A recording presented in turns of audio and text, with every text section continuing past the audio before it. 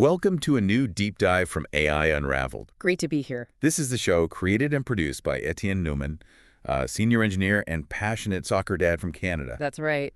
And hey, if you're finding these insights valuable, please do take a moment to like and subscribe on Apple. It really helps. It does. So today we're tackling, well, just a fascinating range of recent happenings in artificial intelligence. It feels like things are moving faster than ever. Absolutely. It's like every day brings something new. We've gathered some of the most significant stuff from the big debates shaping AI's future. Right. Things like regulation to its, tangible impact, like online safety, healthcare breakthroughs. The global investments are huge right now, too. Exactly. And even the really ambitious stuff, like maybe bringing back extinct species. That one always catches my eye. Definitely sci-fi territory becoming, well, maybe real. So our mission today, really, is to cut through all that noise. Yeah, distill it down. And deliver the key insights, give you a clear, hopefully engaging understanding of what truly matters in this rapidly evolving field. Sounds good. And yeah, it is dynamic. I think what's immediately apparent is this ongoing discussion. How do we navigate AI's potential? Right.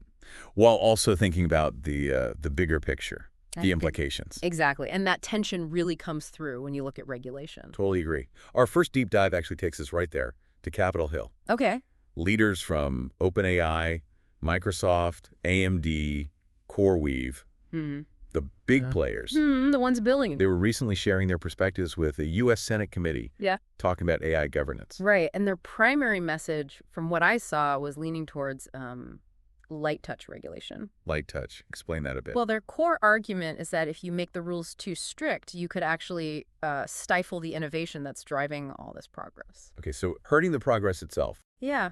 They believe a more flexible approach is, essential, especially for the U.S. to maintain its competitive edge globally. Right. They weren't just talking about the AI tools themselves, were they? No, not at all. It's also about building the infrastructure, the data centers, the compute power. And the talent. Finding people who can actually do this stuff. Exactly. They need the talent pool. And their view is that well-considered, maybe lighter regulation could actually help growth in those areas. Okay. And you mentioned the global edge. Did China come up? Oh, definitely. That was a significant undercurrent.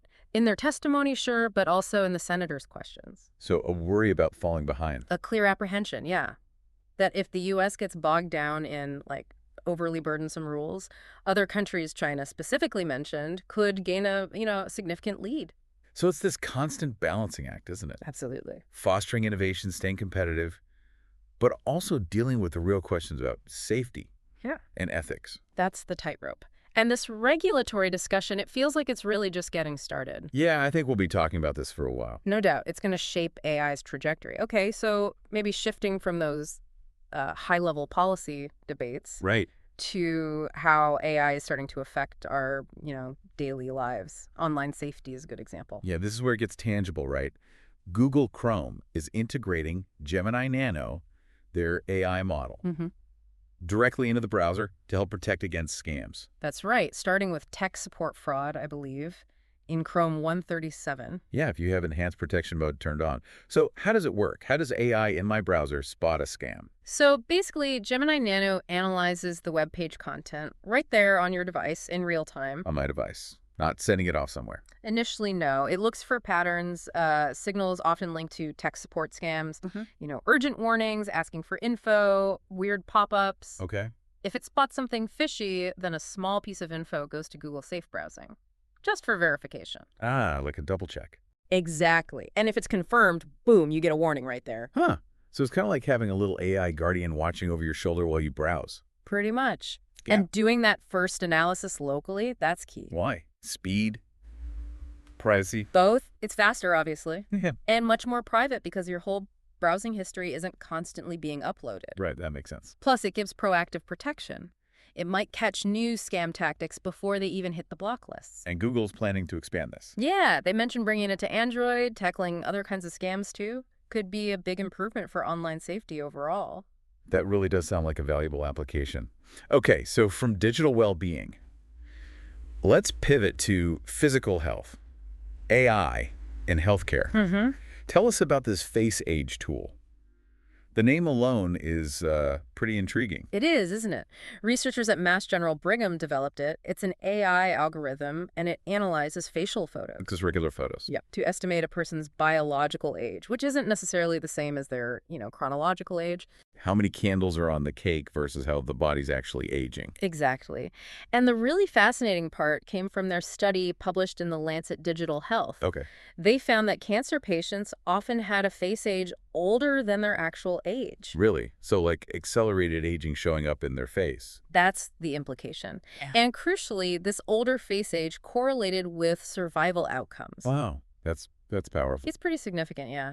It suggests face age might reflect underlying health factors, resilience, things that affect how someone responds to treatment. Huh. They also found it could help clinicians predict life expectancy better for palliative care patients. So just from a photo, potentially. Yeah. Clinicians could get extra insight, maybe help personalize treatment. That's the potential, yes. Using readily available visual data for non-invasive assessment, it could become a useful biomarker. Especially in cancer care, sounds like. Definitely an area they're exploring. Okay, so let's zoom out again, broader scale. Global investments in AI. Right. Our sources picked up on Salesforce making a pretty big commitment in Saudi Arabia. Yeah, $500 million over 5 years. That's substantial. It really is. Yeah. And it's not just cash, right? They're setting up a regional HQ. In Riyadh, yeah. Expanding their local team, setting up special training programs. It's a strategic move. Aligns with Saudi Arabia's own AI strategy, I imagine. Their digital transformation goals. Absolutely. And they're deploying their Hyperforce platform there too, their cloud infrastructure. It really highlights how global AI development has become, doesn't it? Totally. It's not just Silicon Valley anymore. Regions like the Middle East, Saudi Arabia being a prime example here, are becoming really significant players. Attracting big tech, investing heavily themselves. It's a trend we're seeing everywhere. National AI strategies popping up, major tech firms getting involved. AI is becoming foundational, across all sectors, all geographies. Okay, speaking of foundational, let's talk about the hardware. What actually powers all this AI? Ah, yes, the chips, the silicon. Apple's reportedly ramping up its custom chip development quite a bit. They definitely are. Sounds like they're planning for AI across their whole ecosystem. So what are we hearing specifically? Well, two main things stand out. First, these highly energy-efficient chips designed for future smart glasses. Smart glasses, okay. Low power is key there, I guess. Hugely important. Minimize power drain, handle things like camera control efficiently. Production might start late 2026, maybe 2027, leveraging Apple Watch tech, perhaps? Interesting. Custom silicon for glasses. Nah. That's a glimpse into the future. What's the other focus? The big stuff. More powerful chips for AI servers to run their Apple Intelligence platform. Right. The cloud side? Project Baltra, is that the name? That's what reports are calling it, and we can't forget the Macs. Ah, the M-series chips. Exactly. They're developing the next generations. M6, M7 are speculated clearly, aiming to boost AI capabilities on their computers significantly. So the whole strategy, custom silicon for performance, efficiency. Across the board, from wearables to Macs to the servers behind the scenes, optimizing everything for AI. It really shows their commitment to controlling that core tech. Okay, switching gears. Different kind of tech power. Digital currencies. Meta's dipping its toes back in. Yeah, cautiously it seems, exploring stablecoins for payments within their ecosystem. Stablecoins. So less volatile than things like Bitcoin. Right, usually pegged to something like the US dollar. And the initial focus seems pretty specific. Low cost, cross-border payouts. Content creators on Instagram, potentially other platforms. Yeah. Making it easier and cheaper to pay them, especially internationally. That sounds way more practical than their old Diem project. It does, doesn't it? Less about creating a whole new global currency, more about solving a specific payment problem. Using stablecoins to streamline those international transactions, cut fees maybe? That seems to be the idea, a pragmatic reevaluation. Shows that even after Diem, they still see a potential role for digital currencies. Interesting. Okay, now for something that sounds very cutting edge. AI agents doing their own research. Web thinker. Yeah, this is fascinating stuff from researchers in China. Renmin University, BAAI, Huawei's Poisson Lab. Okay, what is web thinker? It's an AI agent framework. The goal is to let large reasoning models, the really smart AIs, do their own in-depth web research. So the AI asks a question, and then goes and finds the answer online itself. Pretty much. It can dynamically search the internet, navigate web pages, pull out the info it needs, Whoa. and then draft a report or summary, all within its own reasoning process. That's a huge step, giving these powerful models their own research assistants, essentially. Exactly. Could dramatically speed up research, make AI less reliant on humans feeding it information, more self-sufficient. The potential for accelerating discovery there seems enormous. It really does, leading to maybe AI research assistants tackling really complex tasks autonomously. Okay, but that increasing sophistication, Yeah. it also creates challenges, right? Like on social media. Ah, yes. The bot problem. Our sources mentioned Reddit is planning to enhance verification, trying to spot human-like AI bots better. Exactly. This came after some unauthorized experiment apparently deployed some pretty convincing bots. Yikes. So Reddit wants to get better at telling real users, apart from AI bots designed to mimic humans, bots that might manipulate discussions or spread bad info. But they still want to protect user anonymity. That's a core Reddit thing. That's the balancing act for them. They're reportedly looking at maybe using third-party verification services to help. It really highlights that ongoing battle, doesn't it? AI gets better at sounding human. Platforms need better tools to spot the fakes, to maintain trust and authenticity. It's a crucial fight for online communities. Yeah. Okay, finally, let's hit the really imaginative topic. Using AI to bring back extinct species. De-extinction. Yeah, still sounds like pure sci-fi sometimes. But AI is actually playing a key role. A huge role across pretty much the whole process. Like what? Well, reconstructing ancient DNA, which is often really fragmented and degraded, AI helps piece it together. Predicting gene functions in these extinct animals. Optimizing the gene editing needed to, say, put mammoth traits into an elephant relative. Wow. Complex stuff. Very. And even modeling the ecological impacts. What happens if you do bring a species back? How does it fit into today's ecosystem?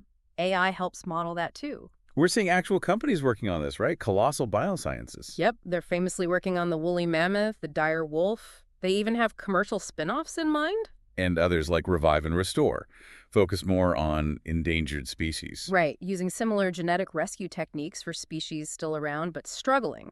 Different approaches, same underlying tech potential. It's incredibly ambitious. Yeah. But there must be huge challenges. Oh, absolutely. Massive technical hurdles still, big ecological questions, and of course, serious ethical considerations. Animal welfare, resource allocation, disrupting ecosystems. All need careful thought.